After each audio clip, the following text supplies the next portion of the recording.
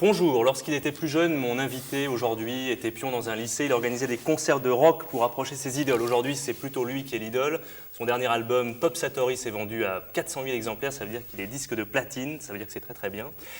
Il aime le rock, bien sûr, les séries télévisées, Françoise Hardy, le Velvet Underground. Enfin, il aime plein de choses. Philippe Dana. Et il sait même dire bonjour en japonais. Non, enfin, je sais pas parler en japonais, mais je me repère par rapport à des mots français, quoi. C'est-à-dire que arigato, qui veut dire merci, je pensais à alligator. Et il y a un truc qui se termine en caca aussi, qui me faisait rire. Ouais, d'accord. Et puis il y avait un autre truc aussi où il faut penser as-tu pris ton Temesta, quoi. Et ça... Alors tout ça pour dire qu'on est rentré dans le vif du sujet, d'entrée très très rapidement, puisque Étienne rentre à peine, il y a 5 minutes à peine du Japon, où il était pendant une dizaine de jours. Et moi, c'est vrai, j'aime beaucoup les voyages, j'aime beaucoup les voyageurs et j'aime beaucoup les récits de voyageurs. Et c'est pour cela que j'aimerais que pour quelques instants, tu nous racontes le Japon tel que tu l'as vu et ressenti. Bah, j'ai surtout vu mon hôtel et la nuit au Japon. C'est-à-dire que tu as un planning très serré, donc, parce que je suis parti faire un peu un travail de reconnaissance. C'est-à-dire que je suis allé rencontrer les Japonais qui ont sorti mon disque. Et puis... Et donc j'ai vu un peu Tokyo la nuit qui est très étonnant, quoi. T'as l'impression que tout le monde a 15 ans dans la rue, il y a énormément de monde. Tard le soir?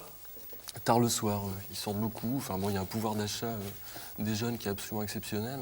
Et donc ils achètent partout.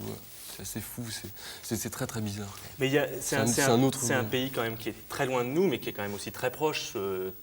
Tout ce qui nous vient du Japon, on le connaît, que ce soit les chaînes IFI, les appareils photo. C'est un pays très moderne.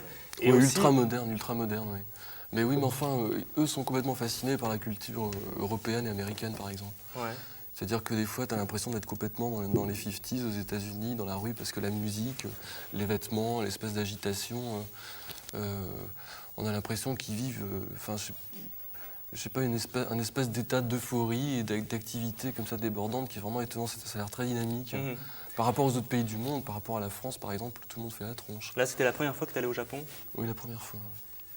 Et ça, c'est du japonais apparemment. Hein. Regardez ce bouton là, si on peut le montrer de très près. Ça, c'est une veste d'écolier japonais. Ouais. Donc, c'est l'uniforme qu'ils portent pendant des années. Moi, je trouve ça plutôt joli. Toi, tu portais un uniforme quand tu étais à l'école à Rennes?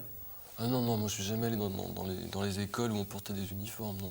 Il y avait des écoles communales, pourtant, moi, je crois qu'il me semble que j'ai porté une blouse. Tu me portais une blouse quand même. Oui, enfin, on a dû m'imposer la blouse grise et les patins. Ah si. Je me souviens que quand j'étais en classe, on imposait de marcher avec des patins, tu sais, parce que les classes étaient cirées. Ouais.